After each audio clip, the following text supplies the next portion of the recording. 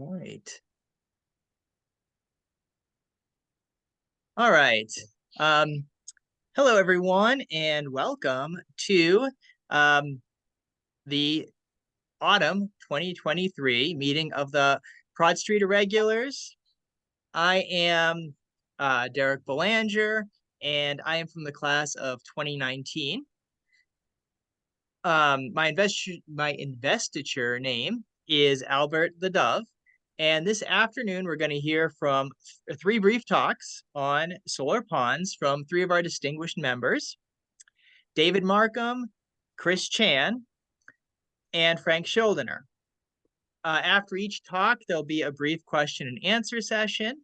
And so that's the agenda for today. And this is very exciting. And I'm glad that this is the second PSI meeting, actually third, if we include the dinner, third PSI meeting for 2023. So that's pretty exciting.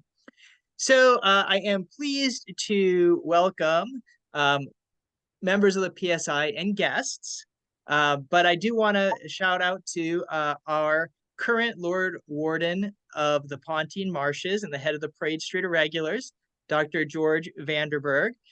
George, you just want to say hello to us? Hello. How you doing? How's Canada, George? Waiting for snow. Waiting for snow already, huh? Yeah. It's foggy right. today. It's foggy today. Is it? I don't think it's the fires. Oh, okay. Are the fires still going? I don't think they are. Oh, that's good. But it's still trouble up north. Gotcha. Okay. All right. Well, I think we'll get started because we do have three speakers. And our first speaker today is David Marcum, whose PSI investiture name is the Aubraset Snuffbox. David is the senior civil engineer for his hometown. He's been a Ponsian since 1973 and a Sherlockian since 1975. So he was into Solar Pons before Sherlock Holmes. That's pretty cool. He has currently written 30 pond stories and 114 home stories, with more in progress, has edited over 80 ponds and homes books and over 1,000 home stories, and has collected, read, and chronologized most of the traditional canonical homes pastiches. Let's give a warm virtual welcome to David Marcum. Hey, thank you. All right. Just give me 1 second. Yeah. Yes. Okay. Give me 1 second to get your slideshow going, okay? Okay.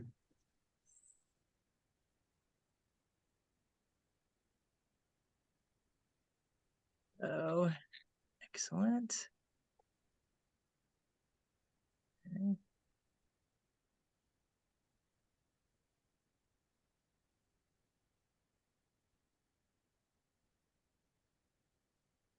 All right, there you go. All right. I'll let you know when to change slides. And, thank you. Okay. Well, thank you for this opportunity, and thanks to Derek for asking me. And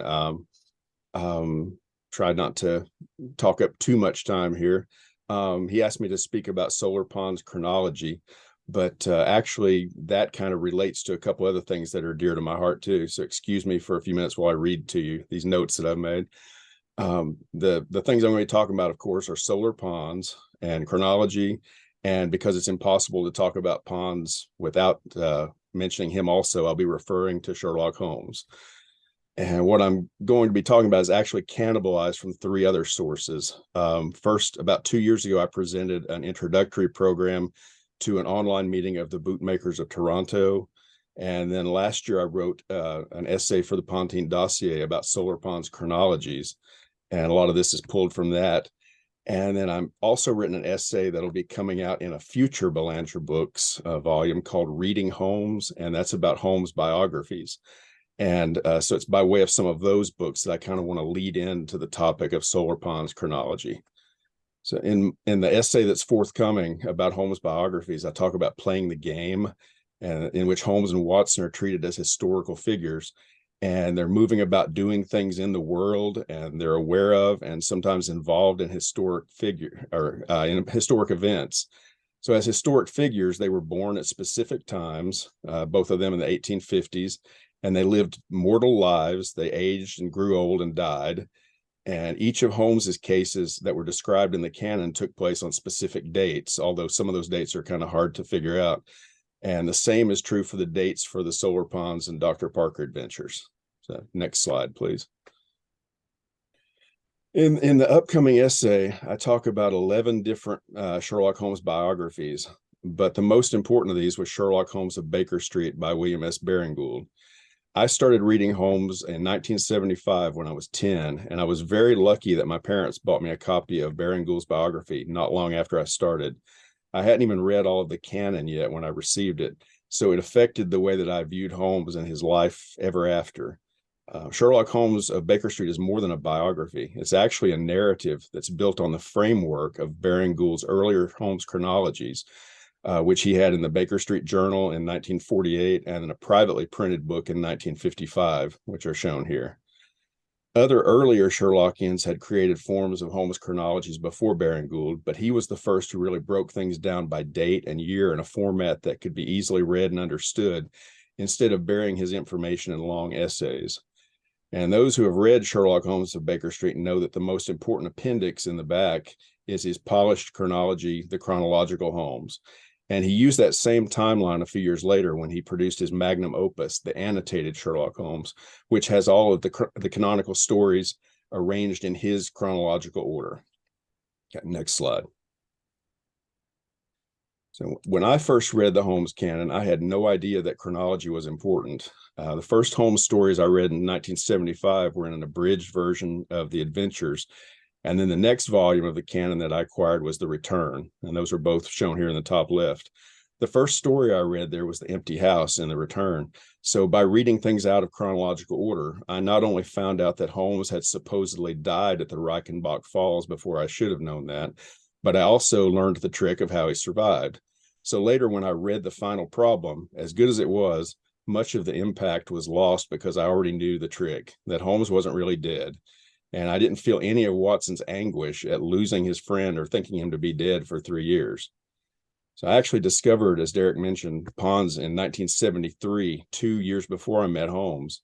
That was when I first read my first Pons story. And a few years later, I found the Pinnacle paperbacks of the Pons adventures and quickly bought and read those. Like the canon, they aren't arranged in any type of order. They jump around from 1919 to 1939 and all the years in between. There was a partial chronology by Robert Patrick that was included in the back of the reminiscences of Solar Pons, and it was set up something like Baring-Gould's, but even at that age when I first read it, I could see that it was incomplete, and I'll talk more about that in a minute. Next slide.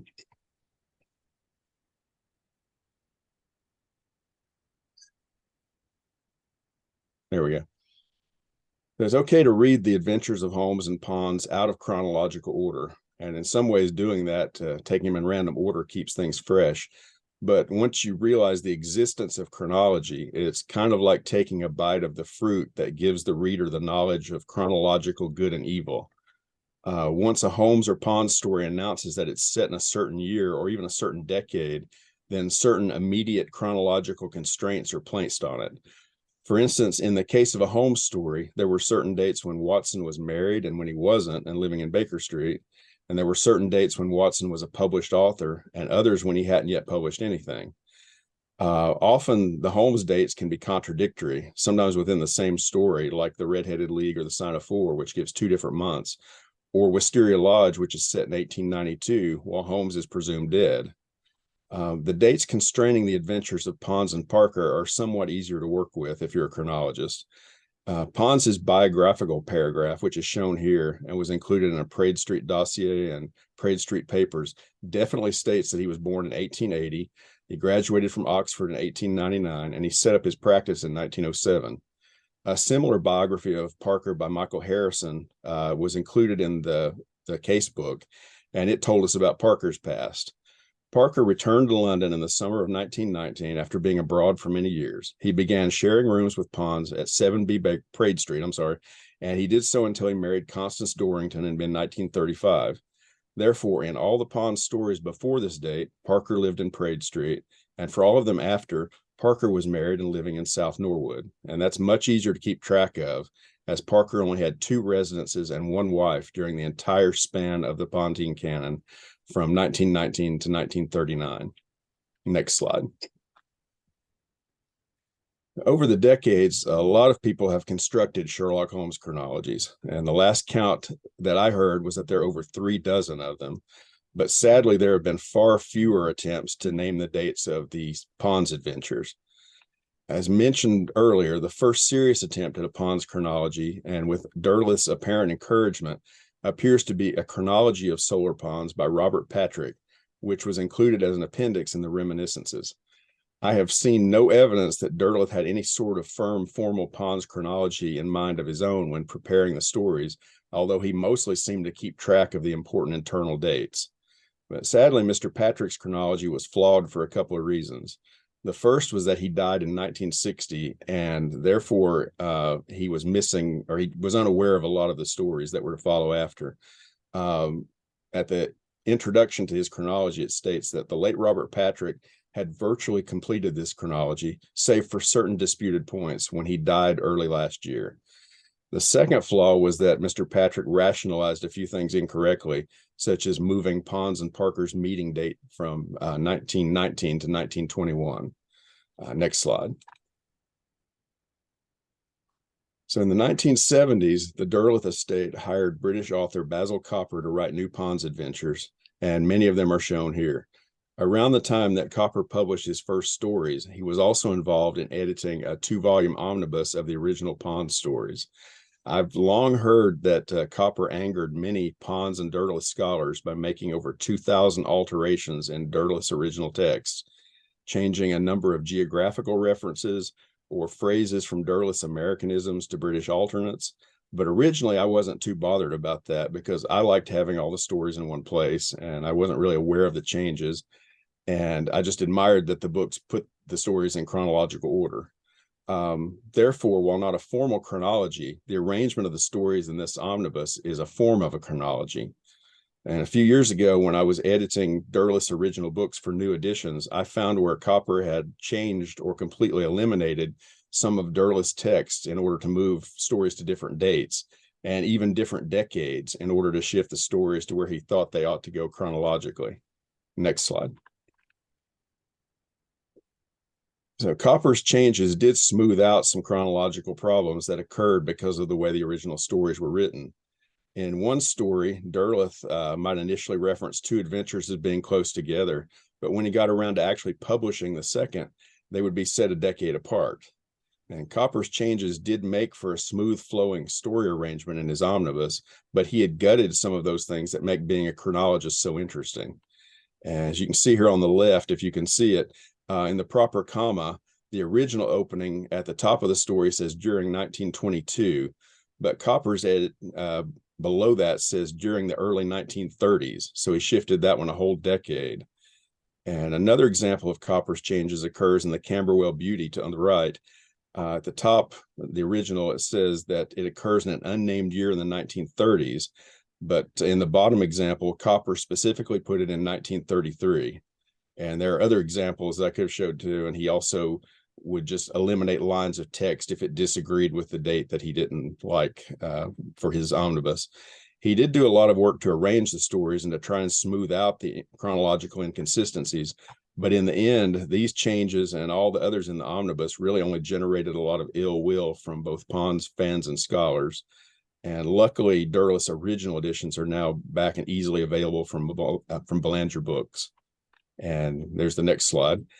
In the 1990s, Stephen Mark Harris prepared an online Pons chronology in connection with the Wold-Newton universe.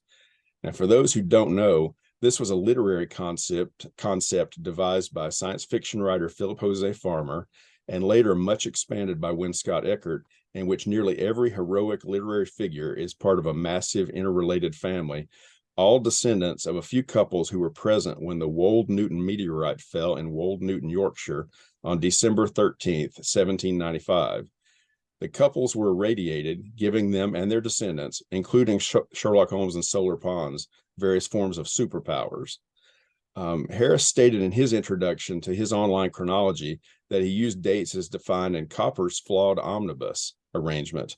Harris's chronology is incomplete, and some of his dates appear to be incorrectly shifted by a few years for no apparent reasons. Harris's Pons chronology is no longer active online, although you can see kind of a picture of it there in the middle. I was fortunate enough to print a physical copy back in March 1999. Next slide, please.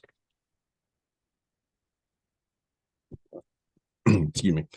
In a Facebook post from August 3rd, 2019, for his site Others Perhaps Less Excusable, James O'Leary wrote, "I tried my hand at a Solar Pons chronology back in the late 70s and early 80s.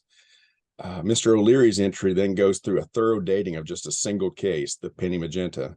And I wonder if his attempt at a Pons chronology still exists, and if so, whether he'd consider sharing it, perhaps to be published in the Pontine dossier." Next slide, please. And now I'd like to mention my own Pons chronology with a little explanation. After nearly a lifetime of appreciating the idea of chronologies, I had ended up making my own extensive Sherlock Holmes chronology. Started it in the mid-1990s, and now nearly 30 years later, and after many updates and revisions, it's over 1,000 dense pages and growing every day. As I constructed it, it was only natural to feed in relevant Ponzian dates, such as 1907, when, according to Pons's Who's Who entry, he began his consulting detective practice. Dates like these help establish Pons and Parker as historical figures as well. And there were several Pons dates in my Holmes chronology, so it was only natural to separate it out and construct a Pons chronology the next time I reread the Pontine canon. So shown here on the top left is my Pons chronology. It's on the computer screen. And on the bottom left is my original first version handwritten chronology from the 1990s. And then the current version is on the right, both the printed version and on the computer. Not shown are all the similar chronologies that I've constructed as I read and made notes for Nero Wolfe, Ellery Queen, Hercule Poirot, Perry Mason, Travis McGee, Spencer, James Bond, and all the other book friends, as my son used to call them when he was small. Next slide. So in addition to the main Pontine canon and the apocryphal items and all of the copper pastiches, there are a number of other Pons adventures to be included, because in my chronology, I want all of Pons adventures and not just the limited information that's in the official Pontine canon. These other adventures are included in the chronology, and they're all available from Belanger Books. These include the titles shown here, and on the left, the original Pons stories, and the new stories on the right. And all of these have incredible covers that should have won awards by Brian Belanger. But my favorite is still the first one that he did for my own book, The Papers of Solar Pons, about 6 years ago. Next slide. There are some Sherlock Holmes pastiches that are well written, but they simply cannot be Holmes stories because they are absolutely set in the wrong time periods, specifically in the 1940s and beyond, when Watson was dead and Holmes was in his 90s or older. So in those cases, I simply read or watch those stories as Pons stories, with the understanding that Pons and Parker's names were changed to Holmes and Watson in order to make the works more familiar to general audiences. So an example of this is the first 3 Basil Rathbone Holmes films from Universal Studios that are absolutely set in World War II: The Voice of Terror, The Secret Weapon, and Sherlock Holmes in Washington. In these films, there's no way that Holmes and Watson could have participated in the adventures as shown on screen, but Pons and Parker, both in the early 60s then, absolutely could have carried out these investigations. I discussed this in a Baker Street Journal essay, Basil Rathbone's Solar Pons Films, which is also on my blog, a 17-step program. Next slide, please. The books shown here, also supposedly about Sherlock Holmes, are Pons adjacent in the same way. They might say they're about Sherlock Holmes, or in one case about Creighton Holmes, but they're clearly Pons stories with the names changed. Recently, Robert J. Harris has written Study in Crimson and The Devil's Blaze, which are both about the World War II Rathbone version of Holmes from the Universal films, giving him additional early 1940s adventures. For the same reason I outlined in my essay, these are not actually Holmes books, but rather chronicles of Pons and Parker's adventures in 1942 and 1943. Next slide. Whenever I reread the Solar Pons adventures, I read all of them, canon and pastiche, in chronological order, having a sense of where the stories fall by date, within history, and in relation to one another is an important aspect to playing the game, with both Holmes and Pons. Also, knowing when the various Pons stories occurred historically and chronologically also means that we're now in a place to start celebrating Ponsian anniversaries. We've already missed the 100th anniversary of the first meeting between Pons and Parker in 1919 at the Fountainhead Pub, which is shown in the bottom photos. And with each passing month, we're now reaching other 100-year anniversaries for other Ponsian cases. In just a few years, we'll have the opportunity to celebrate the 100th anniversary of the first publication of a Pons story in 1928. And I don't think it's too late for this group to start planning for that. Next slide, please. So that concludes my remarks, and thank you for your time. And now, if you have any questions, you can ask now, or you can get in touch with me later. And if you don't know how to reach me, Derek and Brian can put you in touch. Thank you. Thank you, David. I'm going to just stop the sharing here so we can see everyone, so we can give you another virtual round of applause here. Thank you. Thank you. But I would like to offer some a chance to do a little Q&A session, because we do have a few minutes before Chris will be on. Does anybody, if you have a question, you can either hit the hand raise button on Zoom, or if you just want to unmute and ask a question, feel free to do that. Brian. I see Brian. Yes. Yep. Yes, I noticed that in your Sherlockian pastiches that you assigned to Solar Pons, you included H.F. Hurd's novels. I read A Taste for Honey, and I don't recall that being in the mid to late 20th century, although it's been a while. I could be wrong. But what was it about the time period that made you think it was a Solar Pons story? Well, actually, A Taste for Honey I didn't include in that list. I just included the two later H.F. Hurd novels. Oh. Because A Taste for Honey to me clearly is an elderly Holmes. He's a beekeeper in Sussex who's hiding under another name. But the other two novels they're clearly set after World War II. There's atomic bomb references in one of them. And the Holmes Pons character in those books is a very spry guy. He's running around the desert, I think, in one of them looking for uranium or something. So it doesn't sound like Holmes, who would have been in his 90s, could have been that guy, even with Royal Jelly. But it does make sense to me that that could be a post-World War II Pons for those two later H.F. Hurd novels. So those were the ones I put on the list. When I wrote this long presentation, it was actually 3 times longer. So I carved out many things, including that explanation. Okay. All right. There's a question in the chat from Brett. Oh, wait, did I miss that? Yes. Do any of Copper's changes create additional historical or chronological problems, or is the only problem with them their departure from Derleth's original texts?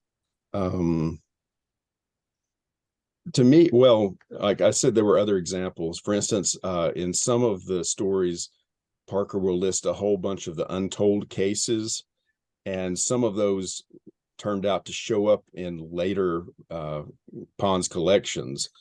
And so if that conflicted with the way Copper was going to be arranging things, he would just carve out the references to these other cases. So you might have 5 untold cases listed in the original paragraph, and when Copper edited it, he would get rid of 2 or 3 of those because they didn't fit with what he wanted happening in that year. So if that's answering your question, like I said, there were other examples, but again, it was too many to put in. And I list a lot more in the essay that was in the Pontine dossier last year. Actually, I've had a couple different ones about Copper. So yeah, it was either last year or the year before. Larry? Yeah, I guess I'm wondering, you know, there's a Sherlock Holmes story where Watson and Holmes goes for a walk. I can't think of. I'm really poor at calling them up from my memory, the specific title. But the one where he drops a test tube and Holmes goes, "Oh well, let's take a ramble through London," and but that thing about him dropping the test tube is only in the original Strand edition story. And I always felt like that took away a moment from Sherlock Holmes for us to learn about him and to be with him. The fact that he would just, oh, well, a day's worth gone, let's go for a walk, and shrug it off so easily. I thought it was always an amazing aspect of him, but it's not in the Murray edition or in the the Doubleday or the American or the British editions. So my question is, do you see any moments in a Solar Pons story that Basil Copper or somebody may have eliminated and that we've lost? The only thing, first, I think the home story you're thinking about is the resident patient. Yeah, where the I'm sure that's front right. got carved off when they remade it the cardboard box. Right. Or added right. that, moved those I had pieces something to do with, around. yeah, I was all Yeah. missing that mess. Yeah. Yeah. I was all mixed up in that mess. The thing about the copper, the only thing that off the top of my head, and I'm sure there are others, is when he made the omnibus, he put in some of the stuff that was had been published in the original Pontine dossier from the notebooks of Dr. Parker. There were a few things like that, but he didn't include all of those. And strangely, he left out the opening to the first Pons book where they actually meet in the pub in Praed Street. Oh, yeah. He didn't put that in the omnibus. So it was like somebody made a Sherlock Holmes omnibus and carved off the first 2 or 3 chapters of A Study in Scarlet Right. to not show the meeting. So it always bothered me. Like it starts with those notebook entries where Parker is just starting to take notes about Pons's cases and record stuff. But if you're just reading the omnibus, you don't know how they met. He left that piece, inexplicably left that piece out. So if that answered your question. Okay, it does. Right. Time for maybe 1 or 2 more questions. Does anybody have one? If not, I've got one. David, I'm going to jump in, give people a chance to think. But I guess the big question is, you mentioned that the Robert Patrick chronology is incomplete, which we all know because of his passing. But it just seems like with all the research you've done, we're ripe for another Solar Pons chronology. It is set up kind of like the format of the Robert Patrick one. Are you considering putting something like that together?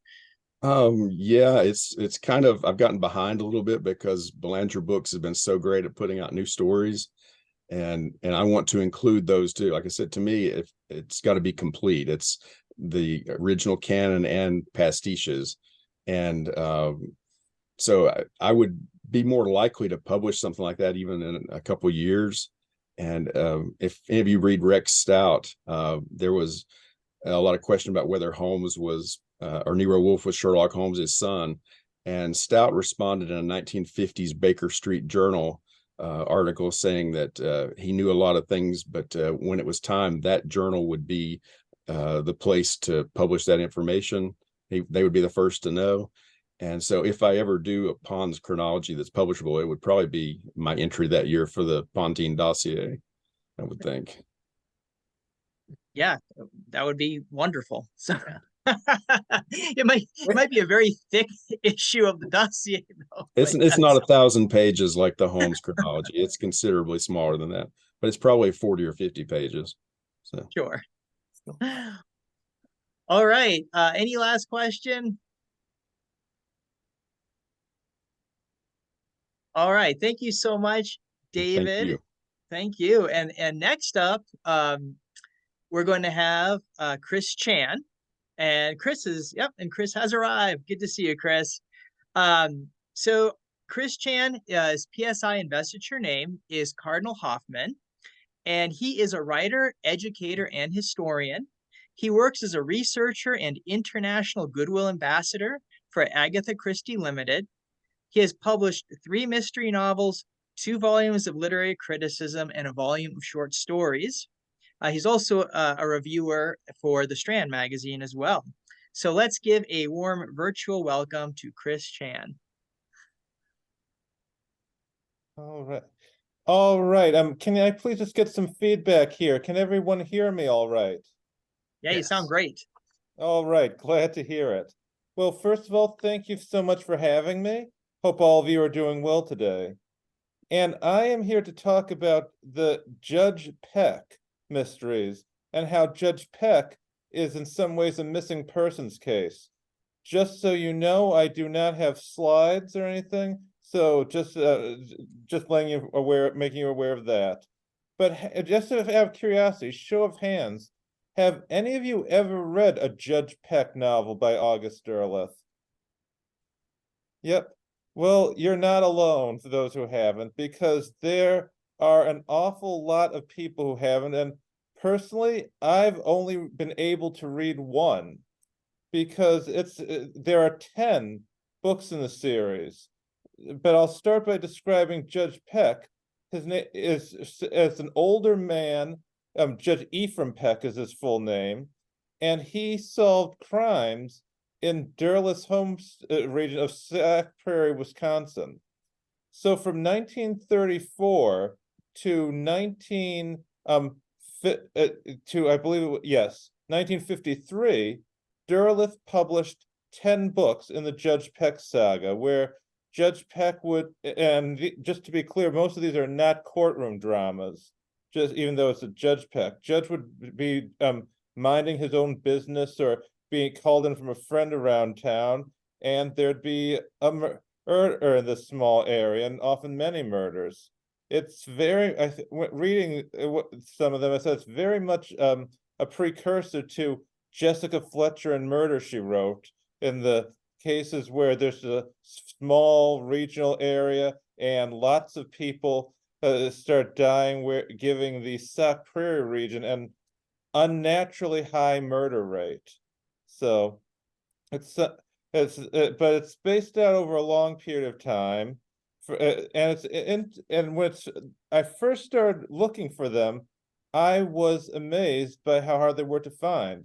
Most of them only got a first edition and then didn't get anything else. And when I started digging into it, I thought that surely I'll be able to get them from my local library since I live in Wisconsin.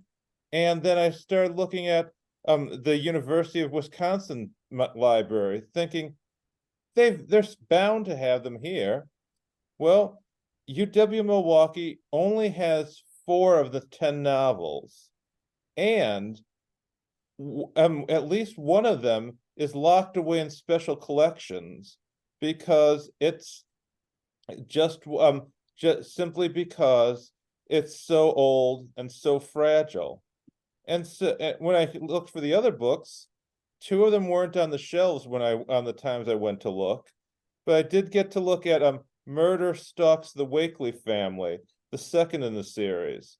Now, most of the books are pretty much ordinary story. I mean, not ordinary. What I mean is like I said, domestic stories is what I meant to say, because a lot of them are family mysteries, like Man of All Fours, Murder Stalks the Wakely Family, and several of the others are basically, you have a dysfunctional family, usually with a really unpleasant patriarch or matriarch, and then you wind up at least one family member gets killed, and usually multiple ones. I think looking around, one of the complaints was that in one of the later stories, it was that so obvious who the killer was because there was hardly anyone left by the end. But it's but once again, and as I looked through the stories, I found that there was almost nothing online about them. Oh, sure, you'll find a few mysteries here, and there's 1 or 2 mystery bloggers who've read a couple of them, but other than that, there's almost nothing, and no one seems to know anything about or at least is talking about the last book, Fell Purpose. But and I went to the UWM libraries to try to read a copy, and I enjoyed Murder Stalks the Wakely Family, but I won't provide any spoilers for that.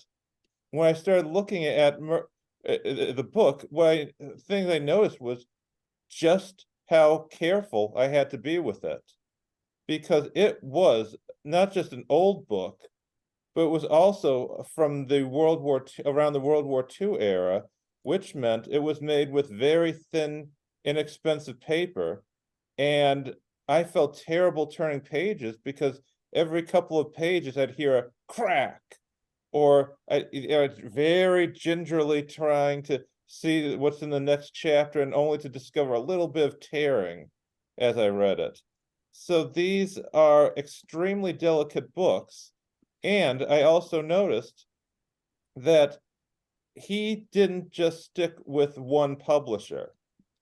He'd start with Charles Scribner's Sons, the early ones, and then other books would come into other New York publishers, Loring and Mussey, and you'd also see Arcadia House as well. So I wondered for a while if that may be part of the reason why it's so hard to find some of them, because after a number of authors may have jumped back and forth from one to the other, and I remembered and I discovered that this was a problem for some of the Ellery Queen books in their later years, because towards the end of their career, one of the members of Ellery Queen became very upset with some of their publishers. So he kept shopping their books around from one publisher to another, and it meant that no one publisher had all the rights to all the books at one point, which meant that when they died, it became a lot more harder later in their career, after they died, to get someone to get all the rights to publish them together. Although now eventually you can get all of the Ellery Queen books, especially as ebooks. But it was a case where I'm looking for August Derleth's collection, and one of them isn't even in the entire UW system. Most of them can be found in La Crosse and UW-Madison or La Crosse, or maybe a few other of the university libraries, but they're completely absent from a whole lot of shelves. And as I did my investigations, I started to see if I started trying to visit some of their used book sales, because that's where I've been able to find most of my August Derleth books, especially as the ones that he published with his own press, with Marcum House.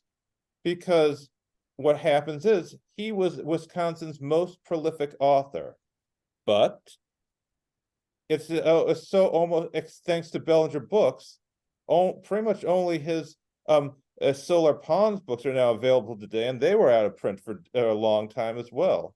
So it's very frustrating if you're trying to read more of his books, and then when you're trying to look around, and then when you find a book, you can't just sit back, read, and relax with it.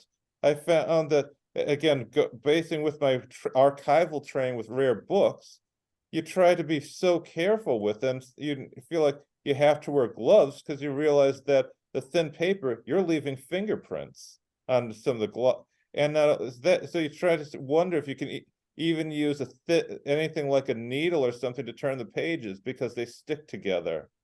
So it's a case where I was trying to enjoy reading Murder Stalks the Wakely Family, and it's not just a sort of book you can curl up with in a chair and enjoy, because it's something you have to cradle almost like a baby, because it's just that old and just that fragile.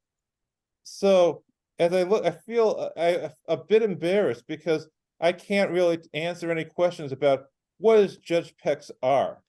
What is his, does he change throughout the books, or is he just, as the most I seem to be able to say about them is he's a very clever older man who has a big passion for justice. But from what I've been able to figure out and dig, it is, unlike the Solar Pons stories, which are in many ways like many home stories, adventures, the Peck stories are fair play whodunits, which means that like many Agatha Christie novels, like many of the Ellery Queens, it means that as long as the reader's paying attention, that reader should be able to have a fighting chance at figuring out who done it. So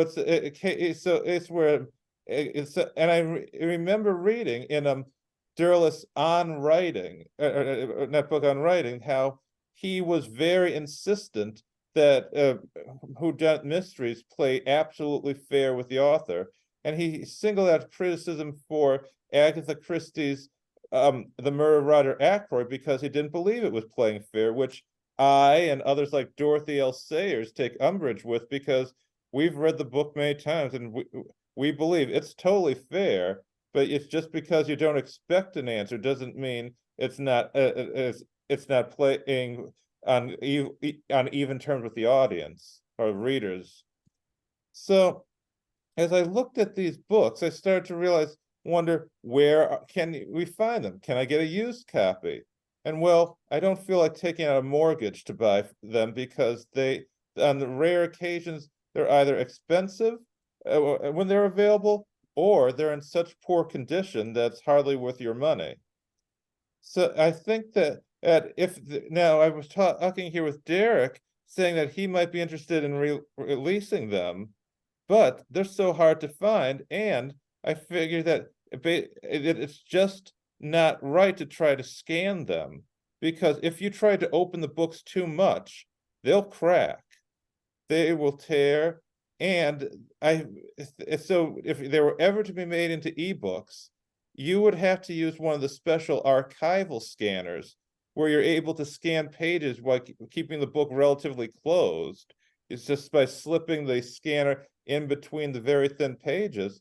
But then I realized that if Murder Stalks the Wakely Family is anything to go by, it's going to be a challenge to scan the books because the paper can be so thin that you can read, that it's harder to read because the type from the previous book pages are visible through. And again, based on personal experience, that can really mess up the scanning. And so I feel a bit embarrassed telling you that there's all these books out there by an author we all enjoy, and yet your odds of being able to read them are pretty small at present, because you can't, I mean, the UW libraries, which are the ones that have the most of them, don't like to ship their older books around because just the shipping would probably be enough to cause damage to them. And so until we find someone who has the originals and is in good condition and is willing to scan them using top equipment, and I think that they'll remain lost media. And lost media is a curse for a whole lot of mystery fans. So many TV shows and movies that people like have never received a proper DVD release because lost media, for example, is meant as books, movies, TV that are just not available to the average person at a reasonable cost. And just as many classic TV shows aren't available to the average viewer, they're not on a streaming system or even in syndication. Or these books are almost impossible to find outside of Wisconsin. So I think that what I'm saying here is not to say that abandon all hope of ever meeting Judge Peck, but it's a case of we have to figure out more about protecting not just August Derleth, but other authors we like, because it's so easy for a book to fall out of the reading public. I was just thinking about looking at Earl Stanley Gardner, creator of Perry Mason and others. For decades, he was the best-selling author in America. His books were everywhere. And then even in the 1990s, 20 years after he died, they were selling Perry Mason books in supermarkets. That's where I started picking up some of his books. I would work on my summer job, go over to the store for lunch, and I'd say, oh, there's one I haven't read, and be able to pick off a book right across from the frozen foods section. But then around the turn of the century, the publisher stopped printing Earl Stanley Gardner's books. And so he became essentially lost media until more recently, when some, not all of his books, have been released by small publishers and as ebooks as well. So once again, I've been very grateful to the Bellingers here for bringing back Solar Pons to a broader readership. And now, but I think that when I talk about having to do more, we have to look back, because what great writers do we know from the past where they're simply out of print. I think that what we have to do as readers is try to make sure that our favorite books or books that we think are of historical value are brought back into the broader readership. But that's a challenge because there's so many rights issues. Then this is what and what's happening now in America is that so many books have fallen into what they call rights purgatory or copyright purgatory, because most things from the mid 1920s to the 70s, a whole lot of interesting books people wanted to read just weren't available because often their publisher would go out of business and hold all the rights would be held in legal limbo for years. A lot of authors would want to get their rights back but couldn't. And if any of you are familiar with Alan Drury won a Pulitzer Prize for his political fiction novel Advise and Consent back in 1960. And he wrote many other best-selling books that were Romana clefs based on true political stories. And he was a major writer for a while, big sales, worked with Doubleday. And then shortly, not long after he died, they stopped publishing all of his books. And for over a decade, the Pulitzer-winning Advise and Consent was one of the top 10 most requested novels in America that are print that readers want to get an ebook edition of. And it wasn't until about 70 years ago when a very small company, Wordfire Press, brought out e-editions of some, not all, of his novels. And I noticed that with a lot of with the movies, there's what we call the National Registry of Movies, which every year takes several films of historical or cultural significance and preserves them. And I think we need to do more of that with many books, including some of what were once derisively referred to as the pulp novels that have been suffered especially badly because pulp paper does not last very well. It's so hard to preserve. And so in conclusion, I just want to say that one of the mysteries of Judge Peck is how he became a missing person. And part of what that is, well, part of it is due to community indifference. Just as people wonder, why didn't anybody care about it? And to make it go. And you know what, Larry Feldman, I just see your note here, and you were just about to bring up my closing quote. Otto Penzler, for example, just brought out, it has started this one series of American mystery classics, bring back a whole lot of books that have been out of print for years. And Martin Edwards in England has done a whole lot to bring back some lost novels as well. So these books will probably never make the bestseller list, but I'm hoping that mystery fans will somehow band together and find ways to keep books that were pretty much dead from being give them a second life to new readership. Thank you all so much. All right. Thank you very much, Chris. Let's give him a virtual round of applause. And it was cool, Chris, during your talk, how like Todd Warren held up some of the Judge Peck books that he had.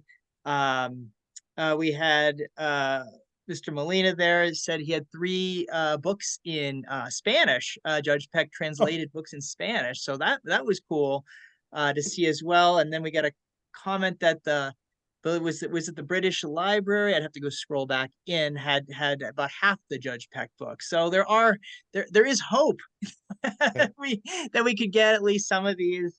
There's Todd holding up one right there. That's the 7 Who Waited. Oh, excellent. Yep. Is that a first edition?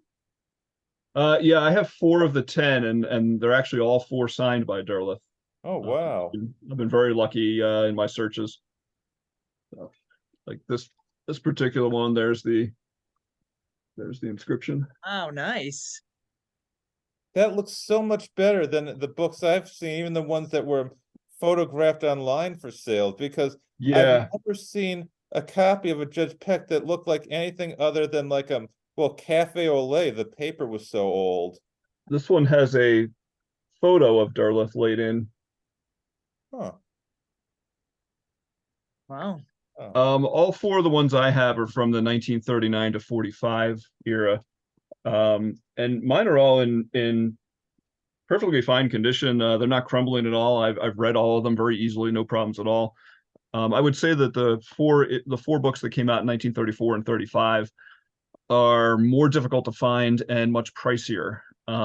Usually when you find these, I mean, these are be several $100s with a nice jacket and a few $100s more signed, but a jacketless copy, when these turn up, $50 maybe, $40. But the earlier ones from 1934, 35 are much pricier. The final book, Fell Purpose from 1953, I've only seen it for sale once and I passed on it because it was really low grade. It had a lot of damage and I regret passing on it because it's the only one I've ever seen for sale. I don't know why that book is so rare, but you never see it. Wow. Okay, we have a couple questions, Bob, and then Maria. Oops. Oh, Bob, you're muted. I should unmute Hello. myself. Thank you. I mean, I'm Yeah. used to Teams Hello. meetings at work where they're constantly muting me, but Ray mentioned Altus Press in his in the chat, and they're now known as Steger Books. But Matt Mooring, who runs Steger, he acquired basically all the rights. You know, not Earl Stanley Gardner, not a few of the big names, but he's even got Hammett that were part of popular publications. So Black Mask, a bunch of the pulps, the mystery pulps, and he has been printing, as Ray said, hundreds of books and stories from Argosy, authors like, Dashiell Hammett, Carol John Daly, Western stuff. He's Norbert Davis, who's on my hard-boiled Mount Rushmore, even though not many people know about Norbert Davis anymore.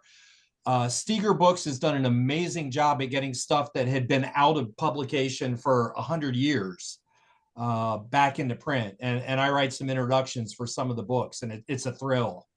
And Matt is putting out dozen plus books a year, and he's not anywhere near done with this.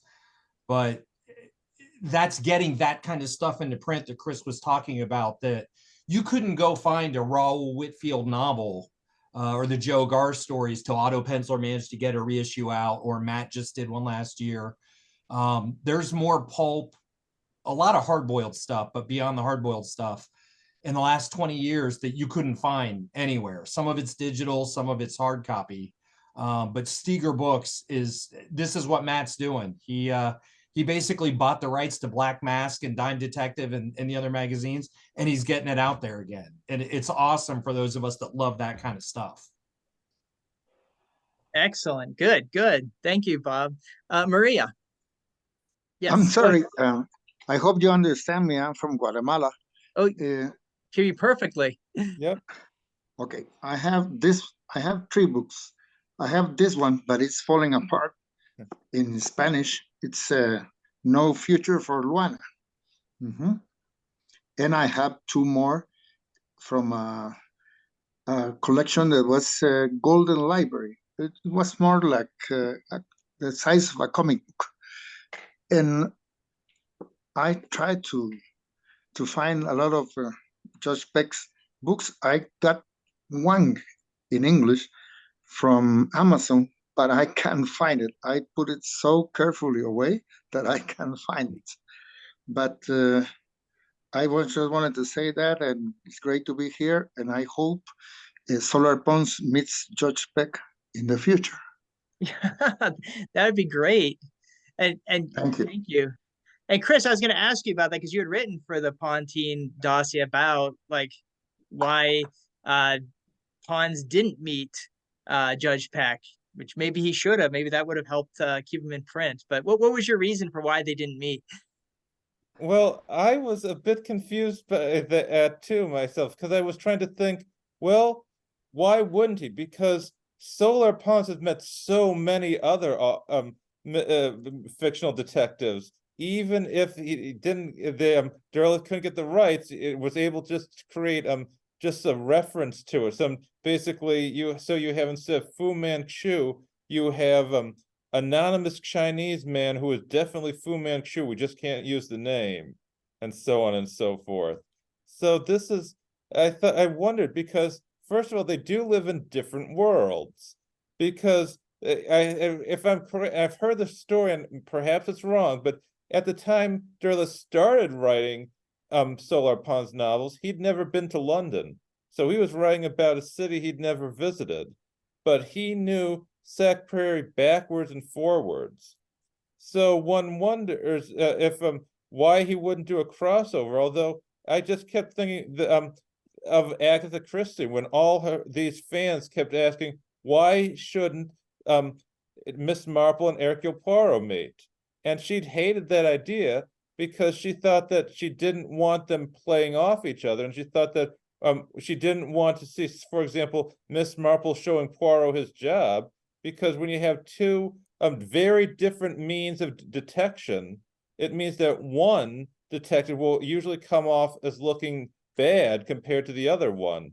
So she made sure there was never any crossovers. So it's quite possible that the same issue applied with Derleth. Or again, maybe he just never got around to it. All right. Thank you very much, Chris. Thank you all so much. Thank you. Thank you. And now we're coming to our final speaker of today. And that is Frank Schildiner, whose PSI investiture name is The Little Hangman. Frank is a martial arts instructor in New Jersey. In fact, he just practiced right before coming here. His writing includes pulp, horror, fantasy, and nonfiction subjects such as criminal history, pulp fiction, pop culture, and martial arts. His latest book is a forthcoming mystery novel set in New York in the 1890s, starring Holmesian detective Wilson Hargreave. Let's give a virtual round of applause for Frank. And Frank, I'll get your PowerPoint ready right now. I would add that Wilson Hargreave is being published by them, with Brian being my very patient editor. So I'm going to be talking to you about pulp and Solar Pons. Now, Solar Pons did start in the pulp era. Some people date the pulp era to the 1890s, which is really when they started publishing things in pulp, but that's really not pulp fiction so much. The tradition, it really started in like the 1910s, early that period, but there is a tradition of detectives back in the dime novel or detective era. So I decided to show you a few of those and lead myself up to the pulp. And you'll see the changes both in the covers as well as the style. This is one of the earliest ones, The Old Sleuth, probably one of the first and most important at the time. 1872 is when he started till 1905, excuse me. I'm going to be occasionally checking my notes because my memory isn't good from multiple hits to the head in my early martial art days. He was a detective who dressed in as an old man and solved problems using the same systems as most detectives of the era. Not a lot of adventure period to it, though at times they did have it. It was a recurring, and the Old Sleuth library didn't always have just the Old Sleuth. It sometimes had other detectives. It often did. So we can move to the next slide, please. Here is Old Cap Collier. Old Cap Collier is a magazine. Sometimes the character, Old Cap Collier, was a star of it. There was an ethos at the period, thanks to the Old Sleuth, where 90% of the characters, for some reason, had old as their first name. Very annoying, very weird. Old Cap Collier also dressed in unusual costume of an older man. He had super strength. He could do all sorts of super things. I particularly chose this one because I just love the idea of a villain called Baldo the Ferret. It's just, to me, the best name ever. It's so ridiculously old. Old Cap Collier ran from 1883 to 1899, and there were some essays about Old Cap Collier as an example of the dime detective that people enjoyed. The next one, please. Here is the Secret Service starring old and young King Brady. Yes, not just old King Brady, young King Brady. They were detectives, private detectives who began working with the Secret Service. It ran from 1885 to 1925. So it was a very long-running series, and they involved themselves in every type of adventure possible. I love this one because of the opium theme that you see there. It is so typical. And the first time I ever saw a scene like that, to be honest with you, was on Saturday Night Live, where they were looking for they were looking for somebody, and they walk into this room, and it's literally an opium den in the middle of the old 70s Saturday Night Live. It was one of the craziest things I ever saw. And my parents had a fun time explaining what that meant to me. Moving onward, we now come to the most popular one of them all, Nick Carter, my favorite. Nick Carter is probably the one that was the most internationally well-known. He's been published in the United States. He was the original from 1885 to 1915. They had a recurrence of the same style in 1924 to 27. Then they brought him into the pulp era, where he was a pure private detective from 33 to 36. There were also a bunch of movies starring Walter Pidgeon, one TV show I'm looking at. I did find it. The Advantages of Going to Conventions. The attempt at making a TV series starring Robert Conrad, set in that period. Nick Carter is also published in individual stories in Spain, Portugal, France, Italy, and Russia. I think Germany as well. It really an amazing character. Over 1,000 of them were written by one man, Frederick Rensselaer Day, who wrote them over the period of between the earliest period, between 1885 to 1915. So his ability to write in speed is just mind-boggling if you think about it. He was definitely a legend of the time. So moving on to the pulp era, next slide, please. These are the four most popular pulps, known as the Big Four, but not so much really. Short stories, Argosy, Blue Book, and Adventure. You will see the Blue Book has a Tarzan. There's also a Tarzan on Argosy. Not a Tarzan, excuse me, that was a Venus. Short stories there, Hoffman and all that. Really amazing stuff. Bedford Jones was in most of these at different times. He wrote mostly sea stories. Very amazing stuff. Now, by the time of Solar Pons, Argosy was on the downswing. Argosy was going downhill. And by the time 1942 hit, they were only selling about 50 to 60,000 titles a month, whereas the others, and the ones we're going to see, were way beyond that until the 40s, when Harry Steger and Popular took over and rose them up by the late 40s to 600,000. Into the 50s, I believe it was 52, where they were back to over 1 million, which continued into the 70s. Very impressive stuff. These were the big ones, the big names of the period. But there really were two others that were kind of bigger. Next slide, please. Western Story and Love Story magazine outsold most of these publications, especially Love Story under Daisy Bacon.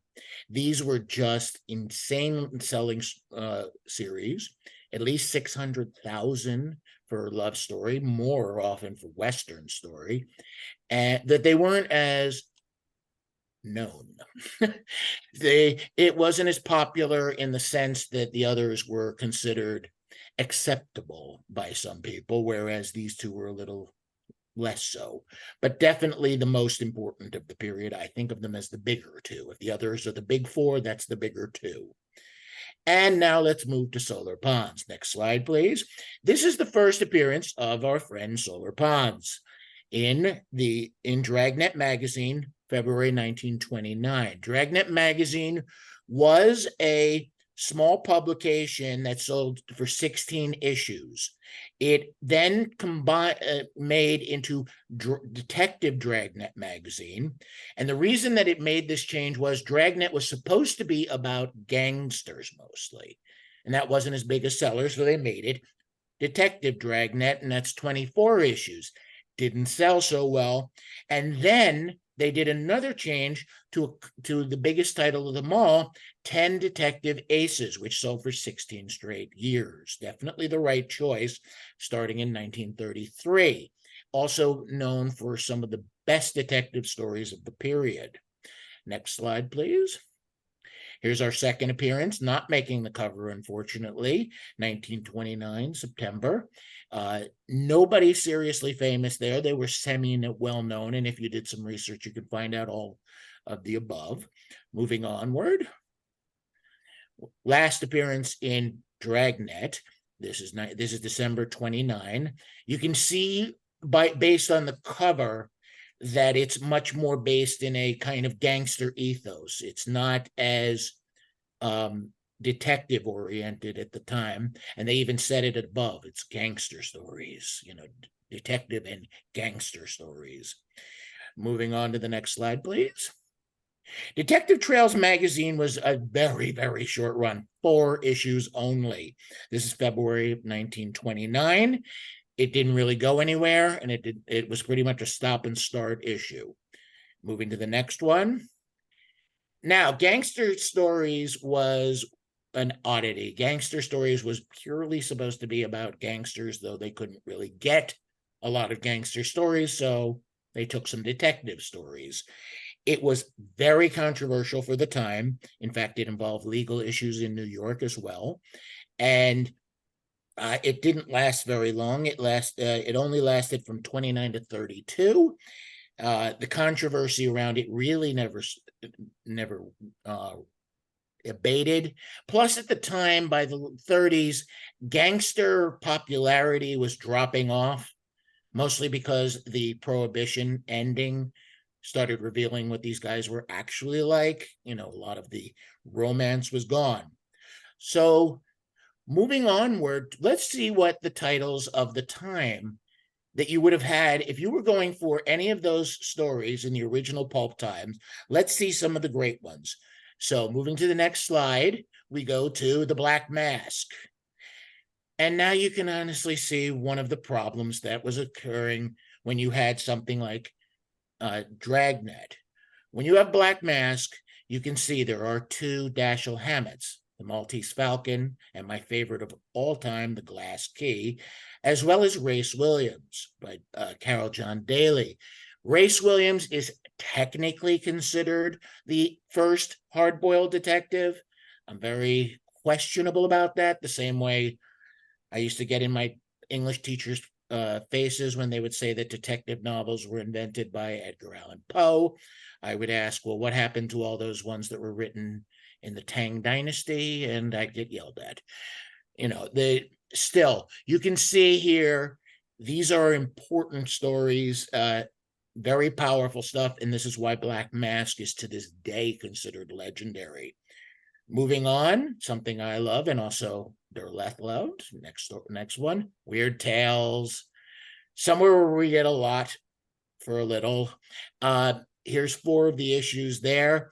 If you look at the Gaston Leroux, that is a mystery story that he wrote. It's about a woman who was married to 4 different men at different times, and they all died. Is she the killer? Is she not? Nobody knows, etc.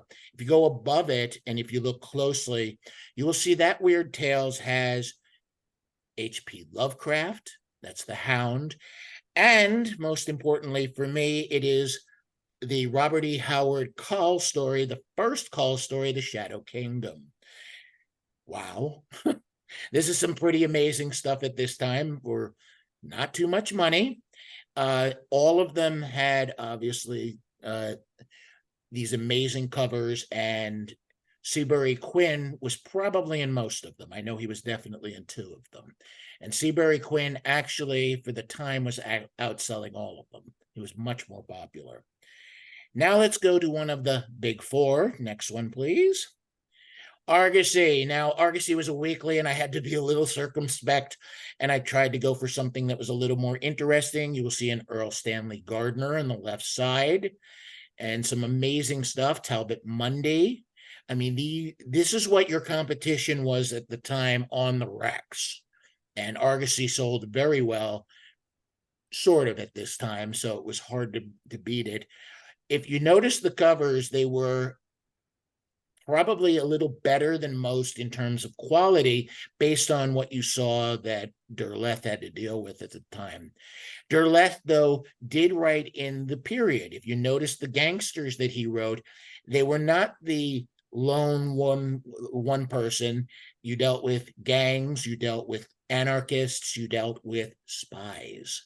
Not so much on the Holmes period, but much closer to what you would expect from a pulp story.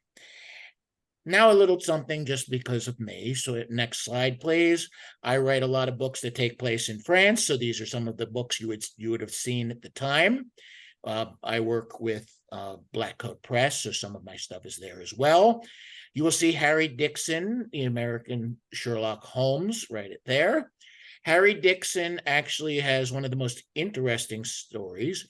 He was actually started as Harry Taxton, an assistant to Sherlock Holmes in a German series of Sherlock Holmes stories that were not permitted by the Conan Doyle estate at the time, but what did they care? They were in Germany.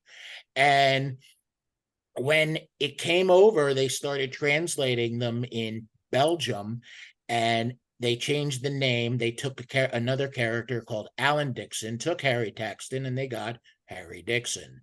Harry Dixon was Sherlock Holmes' assistant at one time, according to the stories, and Jean Ray, the horror writer, decided at one point he was tired of translating, let him write his own. Harry Dixon's stories are not really Sherlock Holmes stories. He fights everything: vampires, werewolves, spirits, an Aztec god, you name it. Harry Dixon has gone against it. Great stories, and they're publishing them again. Below that is the Nyctalope, a known character for the time period, and I have a collection of them from Black Coat Press over here.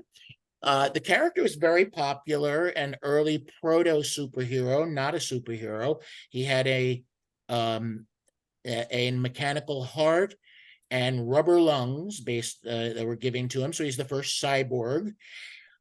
He could see in the dark. He was very popular until World War II, when his writer took the side of the Vichy and was imprisoned afterwards, and, well, that was the end of his career. Phantomaz, my absolute mega favorite by far of all time. There he is, right in all his glory.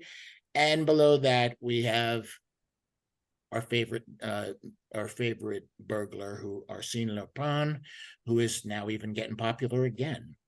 Lupin was republished in 1929 in the United States. This specific mystery was published at the same time as the original Pons stories.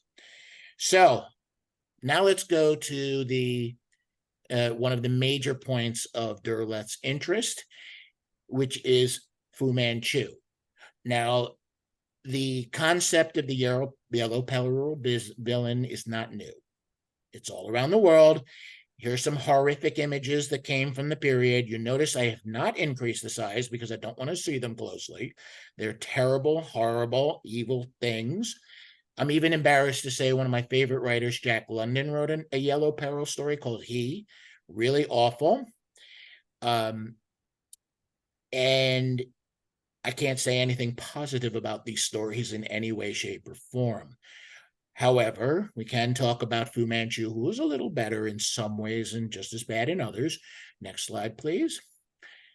Here is where many people believe he got his idea. This is Chung Ling Soo. Chung Ling Soo, real name is William Ellsworth Robinson. He was a magician, a stage magician, who was most famous for shaving his head, wearing yellow paint, growing a pigtail and never speaking English on stage. His favorite stunt was the where you shoot the gun at them and it really the bullets are never really fired. That's how he died too. You see, he didn't clean the gun properly, and when they brought it up, one of them accidentally fired when the bullet was still in. It shot, and he actually spoke in English for the first time on stage. In truth, he was copying a man named Qing Ling Su, who was a Chinese man who was an impressive magician, who you can see videos of him to this day, silent movies, where he would take this bowl of water, big bowl, and he would literally start pulling people and things out of it out of nowhere. It's still a very exciting, fun stunt. He dressed exactly like Qingling Fu. This is the same style, but he was actually really Chinese, and he died in 25 in Shanghai. Moving on. Thank you. Here is the first appearance of Fu Manchu, The Zayat's Kiss, 1912. Very influential, but you'll notice Arsène Lupin came first on the Storyteller magazine, the original place he appeared. Fu Manchu was one of the most influential concepts ever. You'll see two of the movies. Boris Karloff's incredibly racist movie. That's Myrna Loy, by the way, who is his beautiful daughter. Below that is the first of the Christopher Lee versions, The Face of Fu Manchu. There were many other copies of this character over the years. You can probably name a dozen of them off the top of your own head. The last appearance of Fu Manchu in terms of the movies was in the incredibly poorly done movie, The Fiendish Plot of Dr. Fu Manchu, starring Peter Sellers, a really sad way for such an incredible man to go out. That was his last film. There's also a very strange version you can sometimes find online from a radio show from the 1960s called Around the Horner, which was written by Marty Feldman. The character's name was Dr. Cho N. Ginsburg, and he had a daughter, Lotus Blossom, who was played by an actor named Bill Pertwee, who spoke with an accent like this. So it was a very strange concept to make fun of Yellow Peril. Even into France, they had Les Hommes Jaunes, the Yellow Shadow, who fought all the way into, I think, current days, to be honest with you. And there are dozens of them in Marvel Comics and all of that. Happily, the world is kind of trying to move past it. There have been two pulp stories written by my friend, William Patrick Maynard, that were given permission by the Saxe-Romer estate. And the character is otherwise kind of forgotten, and I can't really speak ill of forgetting such a thing. It's a pretty terrible concept. We saw him, I believe, 6 times in the Solar Pons stories. Fu Manchu, they tried to make him a little different in the sense that he always stuck to his word. He was a very intelligent man. He didn't speak in a pidgin English. He spoke very cleanly, but you can't find me to speak very well of such Yellow Peril concepts. The pulp period was replete with such things. You can name 100 of them, and some of them are worse than others. One still exists to this day, is just dropped out of my head, is Sexton Blake fought one. There was also Wu Fang, who was the first pulp villain pulp.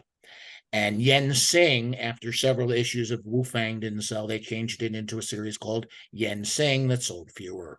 But it was written by Donald Kehoe, who was a very famous writer of the period.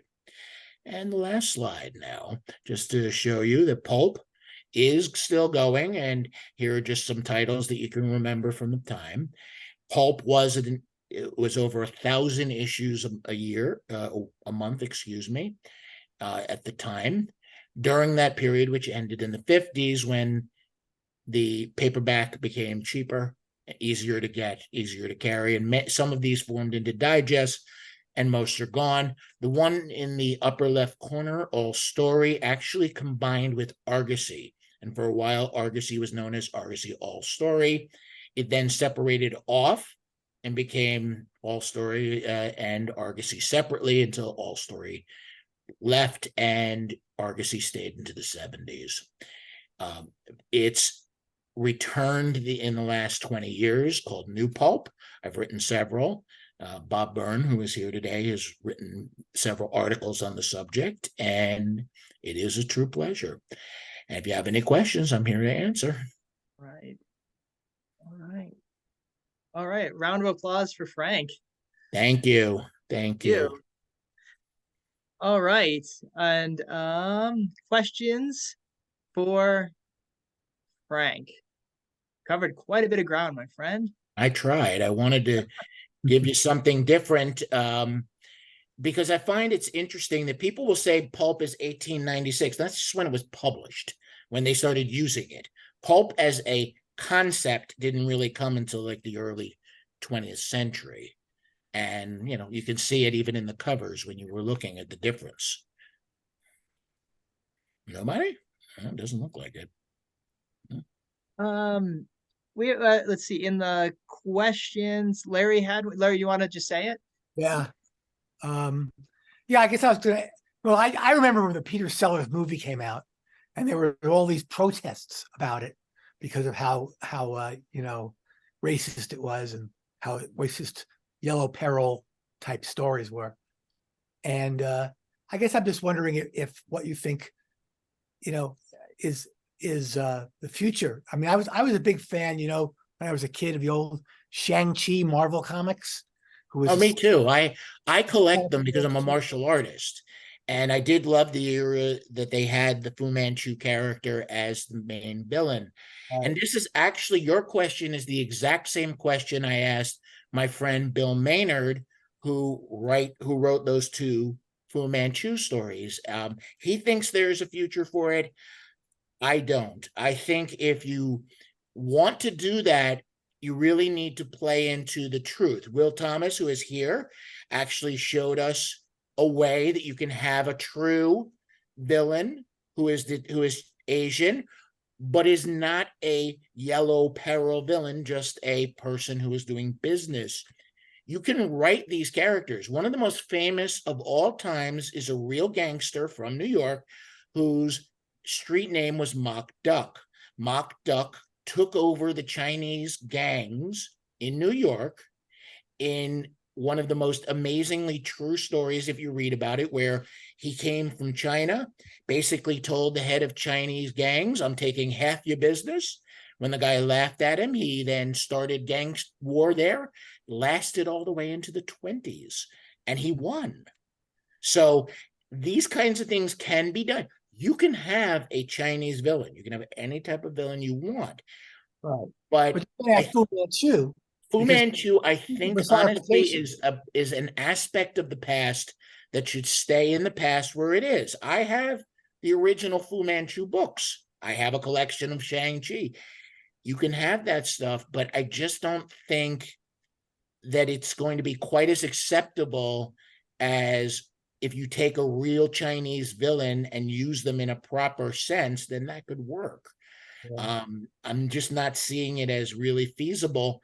The era of the yellow face, I think I'm glad to say, is kind of past. When I was younger, when Miss Saigon came out, Cameron McIntosh wanted to use Jonathan Pryce in Yellowface as the half Vietnamese villain character, and Asian groups came out against it for real reasons. So they made changes so they could still use Jonathan Pryce, but they didn't use Yellowface, and that's like 40 years ago. So I have to give them credit for that. The same thing could be said for, say, I collect the original Charlie Chan movies with Werner Oland and and Sidney Toller, maybe they could come up with something, but they're going to have to take out all the pidgin English and mock Confucianism. I mean, honestly, one of my favorites is they did a movie in the 70s using Judge D with an almost entirely Asian cast. I have it on video. I bought it privately. Judge D's the good guy. Judge D's the good guy, and Chinese people were the villains, but it was played by an entirely Asian cast. James Hung played a lesser part of that. Key Luke was even a small part of it. These things can work, but it's going to have to be a change in style, and I honestly just don't see it happening anytime soon. I hope that helps. Okay. Sure. Anybody else? Really? Brian, you've got your hand up.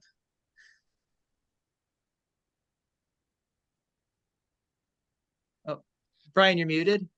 Yeah, you're muted, bud. There we go. When you were showing the magazine covers and you were showing the dragnets, okay, what's up with the swastika on the dragnet covers?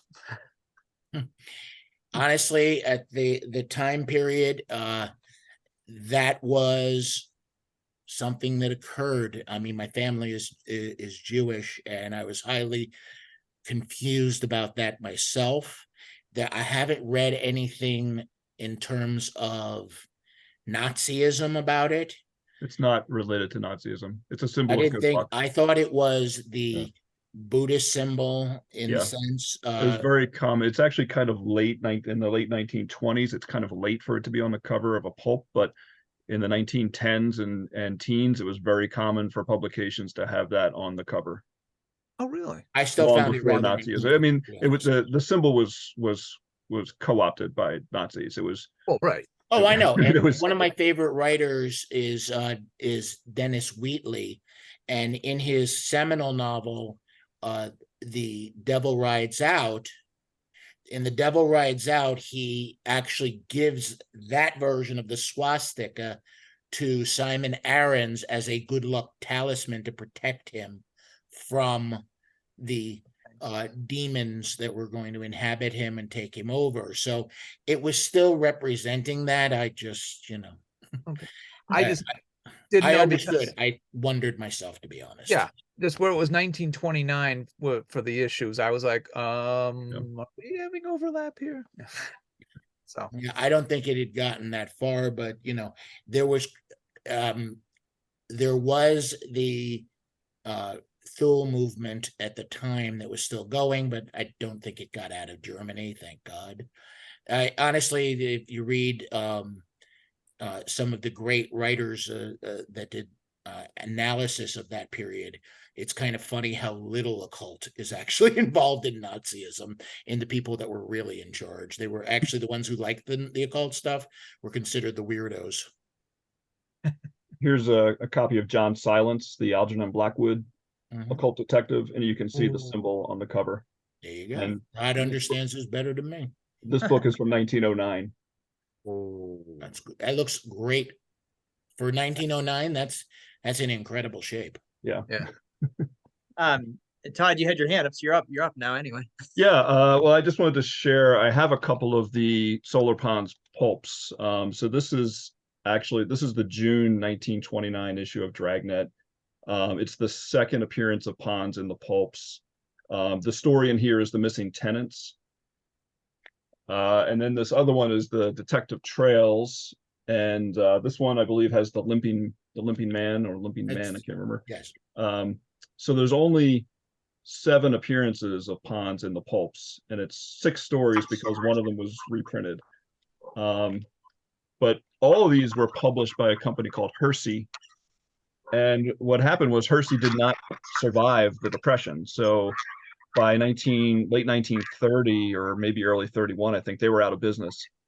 Derleth had been published in Weird Tales since 1926, but Hersey was publishing his Pons detective stories. And when they folded, he kind of just put Pons on the shelf, decided not to try to pursue other outlets because they were folding also. And he just focused on, at that time period, mostly his Weird Tales stuff.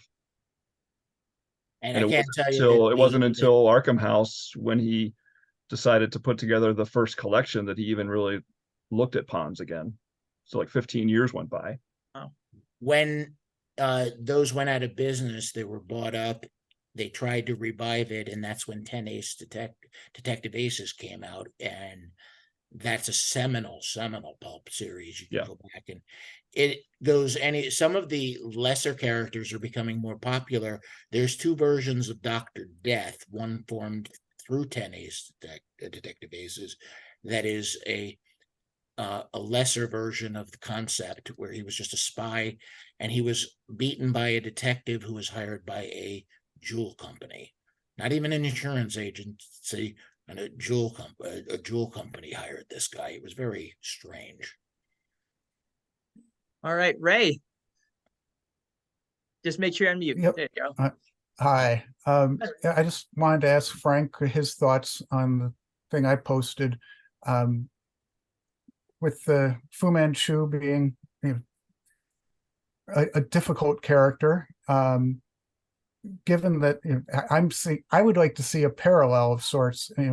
We have the Sun Ko character, who was a Nazi version of Doc Savage, but was a hero in German literature. But he's generally perceived as a villain when he's used in American stories now.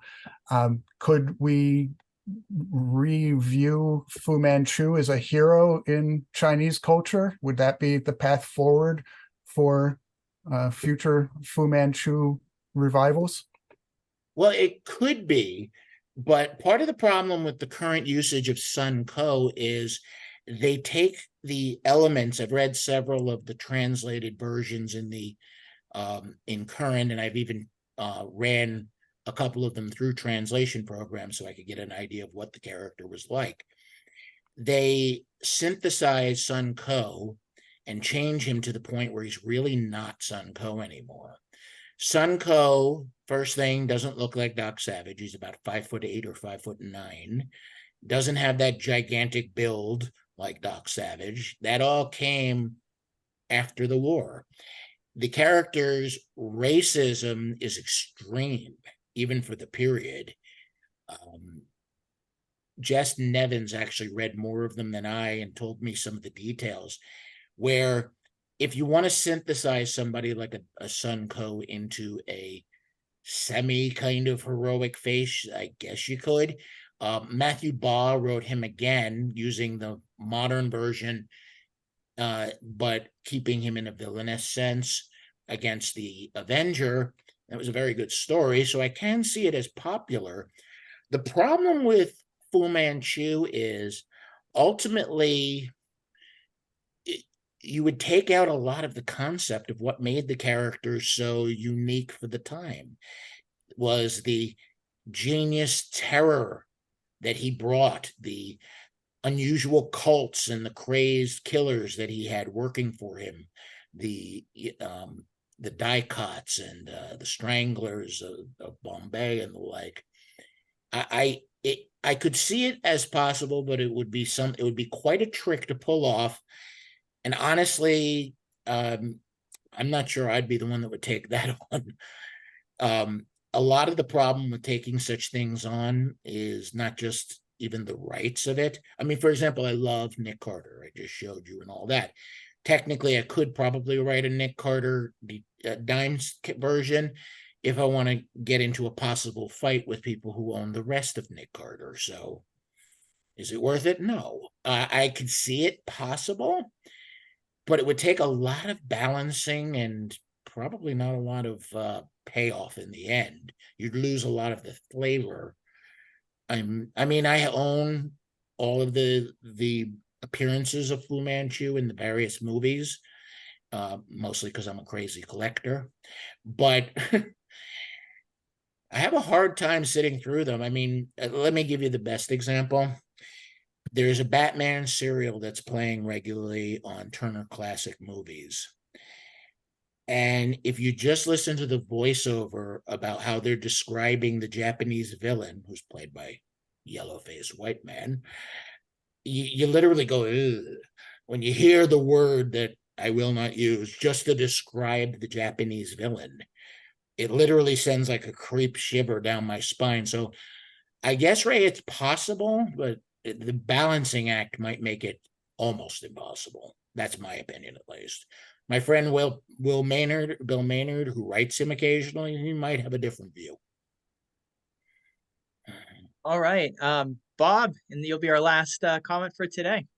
And David may want to input on this one, but I was always curious, you know, there weren't that many Pond stories, as Larry said, in the magazines. And, you know, if you follow Robert E. Howard, Seabury Quinn, H.P. Lovecraft, I mean, you know, Sherlock Holmes, you've got those magazines that had so many of the stories. And I forgot which half of Ellery Queen was a huge Ponds fan and a big supporter of Derleth's Pond stories. I think one Pond story originally appeared in Ellery Queen Mystery Magazine, just one. And I was always kind of curious why there wasn't more of a tie-in and maybe more Pond stories were getting written and published in Ellery Queen as a support thing for Derleth and the Pond stories. I think it was Fred Dane who was the Ponds champion of the two. And I think the story was actually in the Misadventures instead of in the magazine. I thought one was a magazine, but I know there was one of Misadventures. But I think it was in the even Misadventures saying that, first. none Yeah. that would be even more. Yeah. It was after that Danae encouraged him to go ahead and assemble what he had and write more, and that turned into the first Ponds book. I mean, you know, the wolf stories were in magazines usually, and then there would be the collection. It just seems like Ellery Queen Mystery Magazine would have been a great way for Derleth to get Pond stories in a magazine and still a little more profile moving forward. I was just curious why Danae never kind of ran with that. If you look in the original Mycroft Moran books, you can see that about a third or half of some of those original stories actually appeared in magazines like Alfred Hitchcock's Mystery Magazine. So they were getting, some were appearing in magazines first. Just, you're right, not Ellery Queen for some strange reason. I just wondered. And I know since you said it was Danae was a huge fan and supporter of him. So that was all. Lo único que no logré enloquecer fue la nena. Que ahí a Julio de muchos son Star Wars. Oops. I think he doesn't know his videos, his audio. Yeah, yeah, it's all right. All right. Well, we were overtime, and that's always a good sign here. But we are overtime, and this concludes our afternoon meeting. Once again, a virtual round of applause for today's speakers, Frank, David, and Chris. And thank you to all of our esteemed PSI members and guests for joining us this afternoon. Thank you to our Lord of the Pontine Marshes, Dr. Vanderberg. Please look for an announcement of our next virtual PSI meeting, which will be in late January or early February of 2024. And that will be our more formal meeting where we will invest the PSI class of 2024. So please reach out to either me or to George with any names you'd like to put forward for investiture. Thank you again, and have a wonderful rest of your day. And I will have a recording of this meeting up on YouTube soon in case anybody has missed this and you want to share it with them. I'll make sure to do that. All right. Thank you, everyone. Goodbye. Thanks, everybody. Thank you. Thank you. Thank you.